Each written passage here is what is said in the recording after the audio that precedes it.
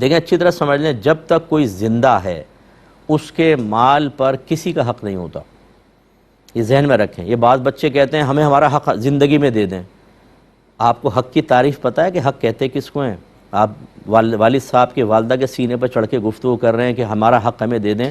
آپ کا حق تو بنے گا اس وقت جب والدہ فوت ہوں گی یا والد فوت ہوں گے، تب ان کے مال سے آپ کا حق وابستہ ہوگا، اس سے پہلے کوئی حق وابستہ نہیں ہے۔ چاہیں تو پورا مال وہ اپنا چیریٹی کے اندر دے دیں، اگرچہ میں اس کو بہتر نہیں کہوں گا، اچھا ہے کہ بچوں کے لیے بھی کچھ چھوڑ دیں، لیکن بہرحال آپ کا مال ہے، کلی اختیار ہے، چیریٹی کے اندر دے دیں۔ اگر بچے خوشحال ہیں، بالکل تنگ دست نہیں ہیں، اور آپ کا ان کو وراثت سے محروم کرنے کا بھی ارادہ نہیں ہے، تو اچھا ہے اپنے لیے ثواب جاریہ کر دیں، بہت بڑا۔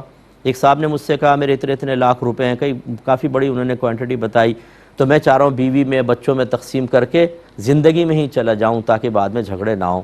میں نے کہا بالکل آپ کریں، لیکن آپ نے اللہ کے لیے کتنا رکھا ہے وہ مجھے بتائیے۔ اب خاموش، سارا بیوی کے لیے، بچوں کے لیے۔ آپ مر جائیں گے کوئی دعا نہیں کرے گا آپ کے لیے، وہی نہیں آتا قبر کے اوپر۔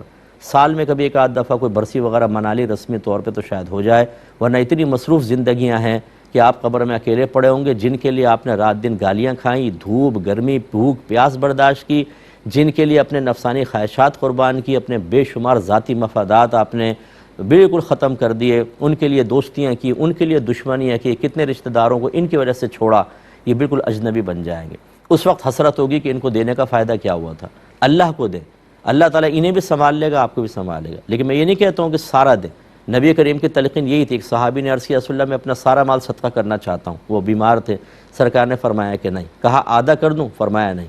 کہا ایک تہائی کر دوں؟ فرمایا یہ بہتر ہے، ایک حصہ کر دو، دو حصے اپنے بچوں کے لیے چھوڑ دو۔ اور فرمایا کہ ایک باپ دنیا سے اس حال میں رخصت ہو کہ اپنی اولاد کے لیے کچھ چھوڑ کر جائے، یہ اس سے کہیں زیادہ بہتر ہے کہ اپنی اولاد کو اس حال میں چھوڑے کہ وہ کسی کے سامنے ہاتھ پھیلا رہے ہوں۔ تو یہ ہمارا مذہب کتنا پیارا مذہب ہے۔ لیکن اگر بچے خوشحال ہیں، ان کو بالکل ضرورت نہیں ہے، پھر تو میں یہی مشورہ دوں گا بچوں کو کہہ دیں بیٹا تم بھی، میں کچھ چھوڑ کے نہیں جانا چاہتی، میں چاہتی ہوں چیریٹی میں دے دوں۔ بچے بھی خوش دلی سے کہیں اچھا ہے اپنے لیے ثواب ہے، اور ثواب جاریہ کیجئے گا۔ خالی کھلانے پلانے پہ نہ لگا دیں، کھائیں گے ڈکار ماریں گے اور اس توانائی کو نفس و شیطان کی اطاعت میں استعمال کریں گے، آپ کے لیے ثواب جاریہ نہیں ہے۔ اچھی جگہ لگائیے۔